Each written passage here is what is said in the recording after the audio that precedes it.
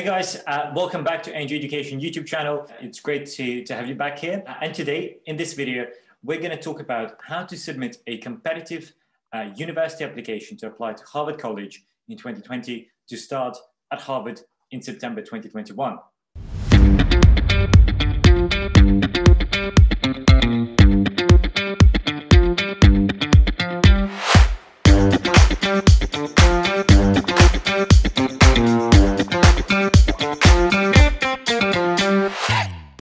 Now, many of you know that Harvard is considered among the best universities in the world. Now, regardless whether you agree or disagree with it, we all know that getting into Harvard is extremely competitive with almost 25 people per place applying year on year, and this has only been getting harder and harder in the past couple of decades. So today, we're doing an update on our older Harvard video with latest information, latest tricks, latest tips to share with you. And I'm very fortunate and very happy to be able to introduce my colleague, Donovan Keane, who's joining us from the East Coast today. I'm in London, Donovan's on the East Coast. Donovan, by means of introduction, attended Harvard College and now works with me at Angel Education, helping our students to get in. So let's, without further ado, let's tune into Donovan. Hey. Thank you so much, Sonny. I appreciate the introduction and I'm happy to be here. Yeah, that's great to have you. And yeah, thanks for making time. So listen, I think it'll be great to know just kind of, a bit more about your backstory and when did you decide that you wanted to apply to Harvard, and how was it for you? Yeah, absolutely. I wish I had a concrete answer about when I decided for Harvard. Some people it's when they're 5 years old. Some people it's the fall that they're applying. I think for me in, 10th and 11th grade, I thought that it would be more and more feasible given my grades and, and speaking with my teachers. So I decided to, make the leap and apply to this Reach school.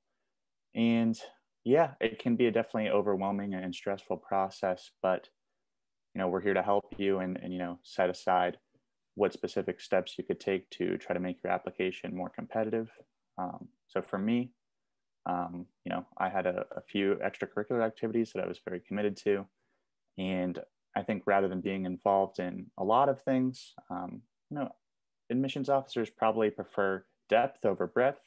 They're not necessarily looking for a well-rounded student as much as a well-rounded class. So I think that's an important consideration.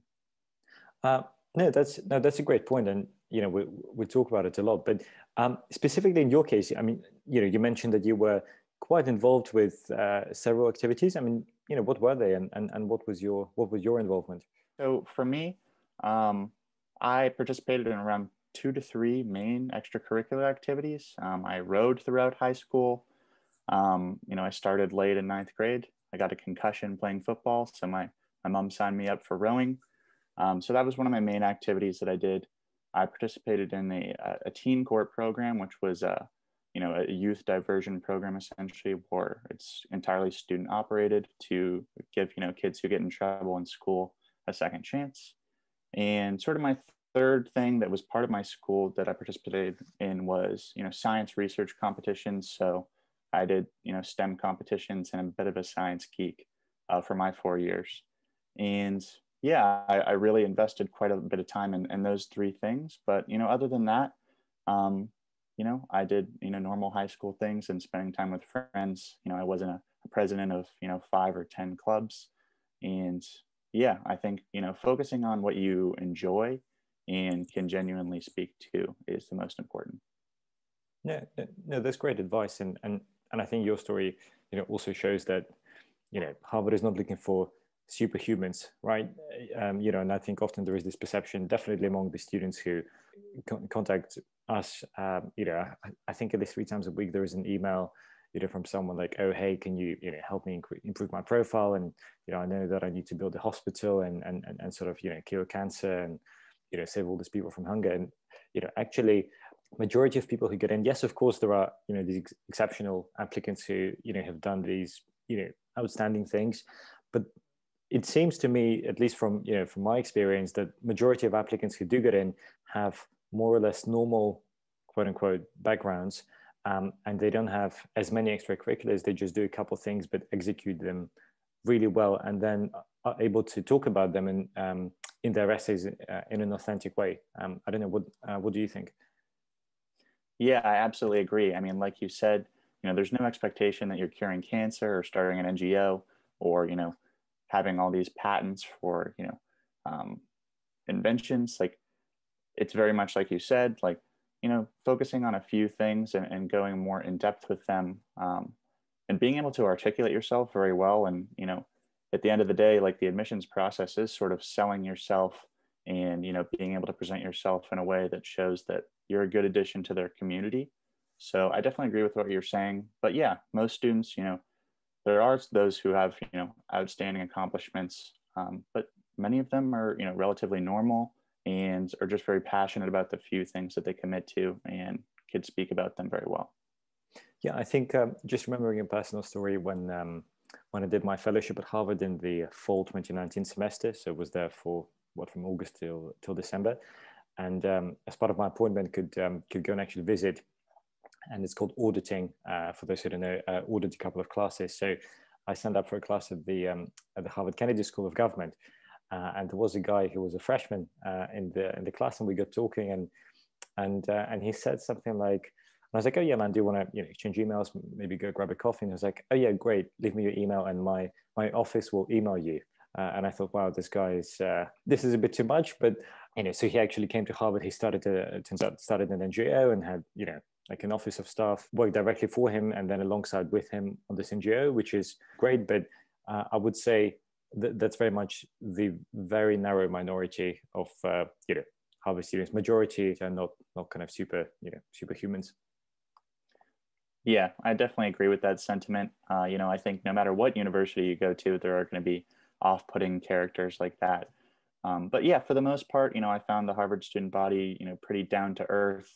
It is a transition for many because, many of these students go from being in the tops of their classes or very talented athletes to being surrounded by some of the best and brightest minds or talented artists, athletes, like I said. Going from a big fish to a little pond tends to, you know, make everyone a little bit closer. So yes, it is competitive, and some people can be particularly cutthroat, but I'd say overall, people are pretty cooperative at Harvard. Yeah, cool.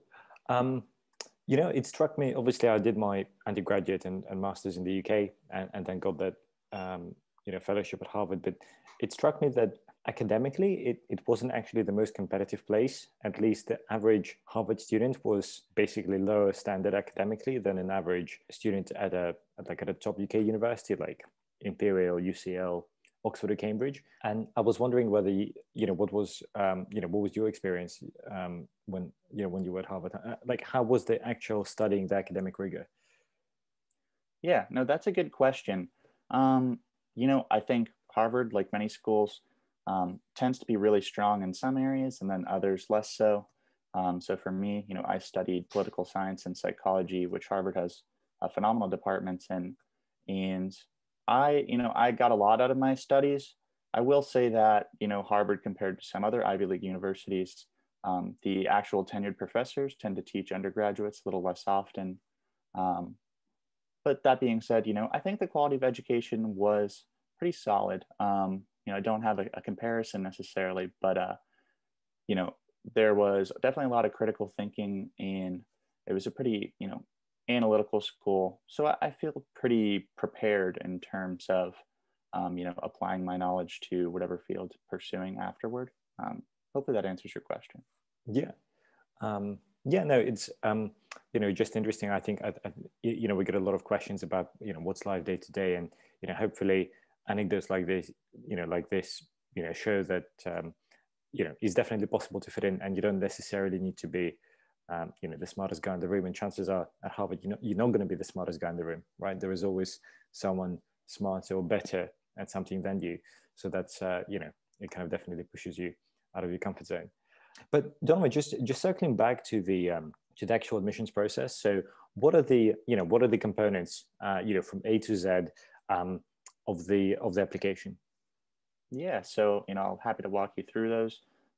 First and foremost is the common application. There's also the universal application, but most students tend to use the common app, which you list your extracurricular activities and have one larger, longer essay, choosing between 7 prompts. And Harvard has its own supplement. So it usually asks an additional question, which is optional. I tend to encourage it. I wrote the essay, many of my peers wrote the essay, and it doesn't necessarily reflect poorly to not submit the optional essay, but it's just another opportunity to show a facet of your personality or interest that you didn't get to earlier in the application. And then aside from that, you have your transcripts and a mid-year report submitted by a guidance or school counselor, 2 letters of recommendation. And this year is a little bit different because it's a test optional year, but typically you would submit either the SAT or ACT, as well as usually 2 SAT subject tests. That's exactly right. And just as a summary again, so anyone who's applying for undergraduate to Harvard, you have 2 choices. You either pick the Common Application, known as Common App, or the Coalition Application, well, Coalition App. And they're basically portals.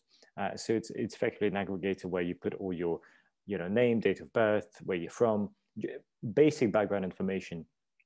And so instead of submitting that information to every single school, you submit it to the one portal, and then it sends it off to Harvard, to Princeton, to Stanford, wherever you decide to apply. So most applicants applying to Harvard go for the Common App. So you fill that up, you fill that in, and then there is one main essay, which is one of 7 prompts, and the essay, I believe, is 650 words, and that's something most of our students will spend anywhere between 6 months and 18 months planning and preparing, and the writing bit is actually quite easy. It's the development of the narrative and kind of finding the right bits of your life to talk about. That's the harder bit. The third part is your teacher references. And Donovan, for Harvard, you need 2 references or 3 references? From my understanding, Harvard asked for 2 references, and typically you would want these in different academic subjects. You wouldn't ever ask for 2 math teachers to submit a reference on your behalf, because it's particularly helpful for an admissions committee to get a sense of how you operate in different academic environments. So, in English and in math or vice versa, are really helpful to get to know an applicant a little bit better. Cool. So yeah, so you have your references, then you have your test scores. And again, this year is test optional and you don't necessarily have to submit it. There is a lot of debate whether Harvard and other US universities are trying to trick applicants and say it's optional when actually it's not optional. And, to be honest, it may be that for some universities, majority of applicants who get in will still have the SAT and the subject test. It's definitely an advantage. No one can argue that submitting an extra data point to university will not be advantageous. But also remember that taking the SATs and the SAT subjects or the ACT at an environment where that endangers you, your family, or strangers will be significantly detrimental, may potentially have a significantly detrimental impact on your application, because it just shows that you're a very careless person. So, if you can take the exam safely, take it. But if you cannot, then definitely don't take it. That's effectively the line that admissions at Harvard and other universities have been following. Is that your impression as well? Yeah, absolutely. Like Sonny said, exactly. If you're in a position, financially, health-wise, safety-wise, to take an exam and feel pretty good about your score, I would definitely recommend submitting it. But it certainly will not be held against you if you don't submit a score in this test optional year. Again, health and safety of yourselves, your family, and community is priority number 1 for these schools, and they definitely acknowledge that. Yeah. So there is testing, and then lastly, you have the mid-year report that normally comes around end of January, early Feb, and that's basically evidence to the university, like Harvard, that you're continuing to push yourself and you're continuing on sort of good academic trajectory. So if we just sum it up one more time, you need to pick either the Common App or the Coalition App. Once you've picked that, you need to do your essays, and there is a main Common App essay, as well as university-specific supplemental essays, which are extra, and Harvard has a couple of those. On top of that, your teachers need to do 2 references, and as Donovan suggested, best to pick 2 teachers from different subjects who can offer something unique to their references. On top of that, there is the optional standardized testing. In a normal year, you would submit 2 tests, the SAT subject test, and then one of the 2, either the SAT or the ACT. And then lastly, there is the mid-year report, and is where your transcript that also gets sent with the references as an extra data point for the universities. Donovan, just briefly, I know you have to dash off, but alumni interview, right? The Harvard interview, a lot of people fret about it, and there is a lot of myths and and kind of uncertainty. So what does it actually entail? Who does the interview, and how can you prepare for those? Yeah, that's a solid question. And, in my experience, and I also worked with the Harvard admissions department for quite some time, usually alumni are given like a set of loose questions that they can ask as a starting point. Oftentimes they'll have a student's resume, or a student might bring it. This year is obviously a little bit different because it's probably conducted via Zoom. Um, but it's really quite informal and more of a conversational than an interrogation. It doesn't feel like a job interview. From my experience and speaking with many of the alumni who are interviewers, they try to make applicants feel as comfortable as possible and genuinely just want to get to know more information about them. So I know it can feel definitely stressful and high stakes, but I think just being yourself and talking about what you're passionate about is pretty important, and I'd say that's the main thing. Yeah, and just to add to that, obviously, majority of ANJ students apply to both the UK and the US. And in the UK, if you're applying to, somewhere like Oxford or Cambridge, they will do their own interviews, which are very, very important and a big, probably the most important part of the application process. But in America and at Harvard specifically, the interview is only one of maybe a dozen data points, right? Components that they are. That the university is reviewing about you, so it's not a deal breaker there, and it's really all taken in combination, right? So some people will perform better in interviews naturally, some people will perform worse, and that's fine. And you have other areas, other facets in the application where you can stand out. So if you're not very good talking to strangers, great, you have several essays that you can execute really well, and you have all the time in the world to prepare for them. So that's your chance. So it does seem like the system has been, at least there's been an attempt to make it more fair to applicants with different, some extroverts, some introverts, and it would seem that the system gives chances to both. Yeah, I absolutely agree. Interviewers understand that students are going to be nervous. It's a Harvard interview, and the stakes are pretty high. So they're not expecting to be very articulate and naturally good at giving speeches as a 12th grader. But yeah, like you were saying, it's only one pretty small component of the application. There are no GPA cutoffs, no test score cutoffs, and it's a pretty holistic process. Again, they're trying to have a well-rounded class, and some people have different strengths to add to this community. So it is very holistic and increasingly fair, I think. Donovan, and I think it's the last question for today. And I must ask this question because you'll be surprised how many messages across our social media I get about this. Mm-hmm. But do you have a rich family that basically paid Harvard to take you? Is that your way in? Is that how it works? Unfortunately, I do not. I come from a middle class background and went to a public high school in Florida. Some of my classmates definitely might have had wealthy families and been affluent, or had family members who attended Harvard. That wasn't the case for me. That's not a case for most people, I would say. Harvard is one of the most diverse, international, and particularly socioeconomically diverse campuses, arguably in the world. So yeah, I'm sure, having a family who's a wealthy donor and names a building after them is helpful, but it's certainly not necessary. And me and, thousands of students are testaments to that. So. Yeah, and just from me, there is a lot of stuff in the media, and perhaps it can be a bit of off-putting, and you feel like the deck is stacked against you. But fundamentally, there isn't that much to lose in submitting an application. The cost of the Common App submission is something like $25 to $50. It can be subsidized for many students who can prove their socially disadvantaged status, and in fact, a university like Harvard wouldn't even verify. You can sort of self-declare yourself as disadvantaged, and they wouldn't necessarily ask you to provide evidence of that. They'll just waive the application fee, and there is really nothing to lose by sending an application. So if you feel that you're someone who's academically stimulated and you want to learn and you want to kind of go out and make a difference, then why don't submit an application? Because you really never know. Absolutely, I 100% agree. Cool. Donovan, any maybe final 3 tips to our viewers on what they can do to boost their chances of a Harvard acceptance letter? Yeah, I think one, focusing on depth versus breadth, not being the president of, 5 or 10 clubs, but maybe finding 2 to 3 things that you genuinely enjoy and spend quite a bit of time doing and invested in, I think is really helpful.